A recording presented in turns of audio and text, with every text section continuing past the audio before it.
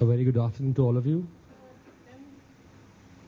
It's a privilege for us to be here today afternoon, and it's also a privilege for us to share the experiences and the knowledge that we have about certain topics which are germane to all of us.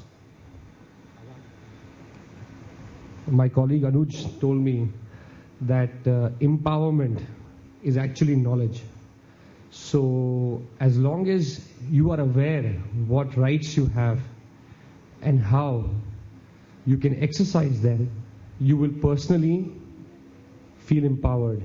So the idea here today is to take you to some of the basic rights that the law of the land has given you, so that irrespective of what the society tells you, you have remedies available, you have your rights to exercise, and as long as you know that, there will be somebody, or there will be law rather, to protect you and to ensure what is due to you is given to you. I mean, that is the overall idea of today's presentation. That being said, I've been practicing for over 7 years now, and well, I must confess I'm not really an expert in these matters, but I have worked on quite a few of these cases. And the most common thing that I've found, rather the most disturbing thing that I've found, that in spite of facing such certain domestic issues, the women do not raise their voice, which I think is rather hurts the root of the cause. I mean, that is the root of the cause. If women are told and informed about their rights, then according to me, they would also exercise them, and they would also not keep quiet.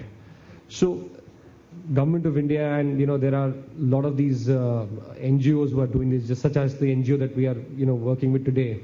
They are working on empowering you and ensuring that you know what your rights are, which is, I think, the start. And the flip side of this is that I meet also a lot of male clients who tell me that the laws have become too strict against them. I mean, it's true, laws are very strict, and it can be misused.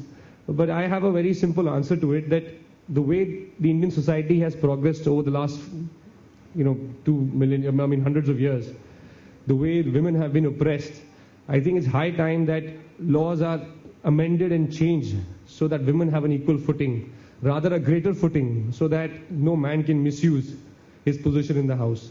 So this is the underlying philosophy behind these amendments and these laws that we're going to talk about, which give women enough power to ensure that if something wrong happens to them, or if somebody's taking advantage of a domestic position, then they can exercise their rights.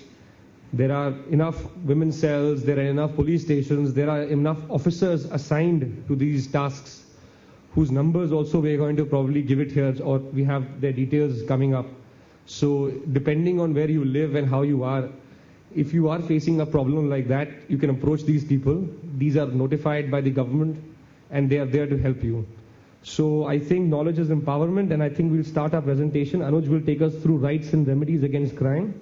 So these are basically crime against women first. So there are two parts to our presentation. The first part is what are the rights and remedies against crime, and the second part is what rights we have otherwise in the family.